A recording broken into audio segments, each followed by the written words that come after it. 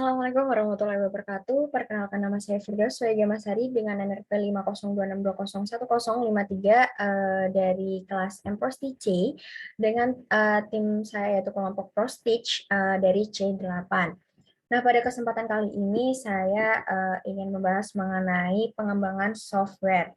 Nah, untuk subbabnya di sini adalah tahapan dari pengembangan software sendiri. Jadi, mengembangkan software itu bukan hanya sekedar urusan membuat barisan program, tapi kebanyakan programmer atau coder pemula bahkan sudah memiliki pengalaman terkadang melewatkan beberapa tahapan proses yang cukup penting dalam melakukan pengembangan. Jadi, di sini kita akan belajar dan mengingat pentingnya memahami proses dalam pengembangan software sendiri. Nah, untuk yang pertama adalah SDLC atau Software Development Life Cycle. Kemarin di sini ada ideation, dimulai dari ideation, requirements, design, development, testing, deployment, and maintenance. Nah, SDLC ini merupakan siklus hidup dalam proses pengembangan software. Setiap proses pasti memiliki tahapan yang saling berhubungan seperti ketika kita menggunakan suatu teknologi proses yang diawali dengan memberikan input kemudian informasi diproses hingga menghasilkan suatu output yang diinginkan. Jadi SDLC ini seperti yang tadi saya sudah sebutkan sudah memiliki beberapa proses tahapan. Mungkin dari yang pertama ada ideation and planning, di mana tahapan ini kita akan melakukan brainstorming ide berdasarkan permasalahan yang dihadapi oleh user. Nah, kemudian ada analysis requirements, di mana proses ini membutuhkan komunikasi antara developer dengan user atau stakeholder untuk mengetahui kebutuhan apa saja yang harus terpenuhi, mulai dari requirements perangkat device yang digunakan, fitur apa saja yang perlu diterapkan, dan berbagai hal lain terkait dengan kebutuhan software itu sendiri. Nah, cara yang paling umum dilakukan yaitu dengan melakukannya survei atau jaringan aspirasi hingga diskusi langsung dengan user maupun stakeholder tersebut. Nah, yang ketiga ada maintenance and update, di mana SDLC ini tidak akan berakhir saat software itu telah dihancurkan atau telah diluncurkan. Jadi proses ini akan terus berjalan. Perawatan, perbaikan, hingga pembaruan masih harus terus dilakukan untuk kelangsungan hidup software yang telah dikembangkan.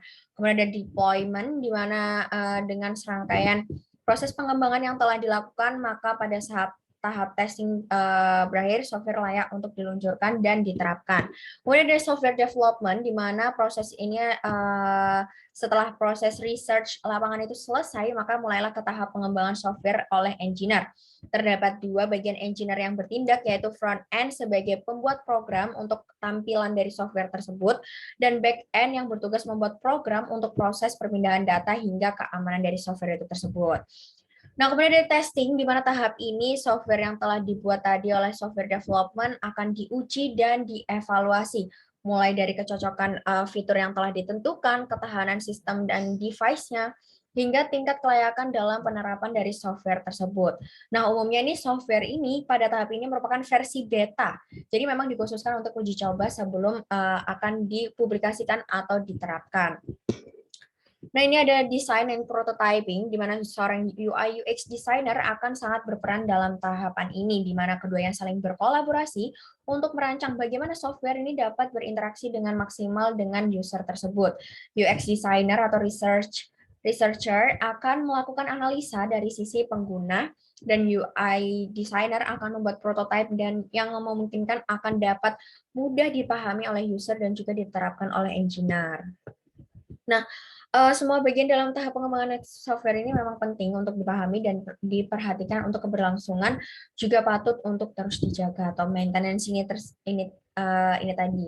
Nah, jadi memang ada beberapa contoh pengembangan yang bisa digunakan, di mana di sini ada waterfall menggunakan pengembangan linear yang berurutan nih, seperti gambarnya ini memang berurutan, jadi dari planning ke requirement, software, implementation, testing, deployment, hingga maintenance.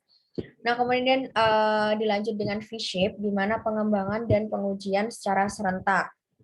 Jadi ada requirements, accepting testing, kemudian ada specification yang digabungkan dengan sistem testing, seperti itu.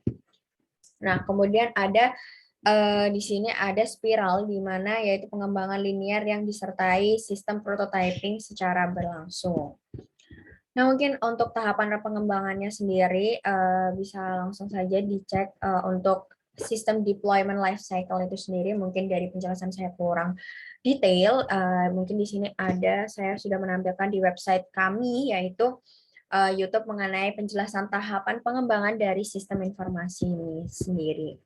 Nah, mungkin itu penjelasan dari saya mengenai tahapan pengembangan software. Kurang lebihnya mohon maaf. Semoga memberikan insight-insight baru bagi teman-teman di sini. Kurang lebihnya mohon maaf. Wassalamualaikum warahmatullahi wabarakatuh.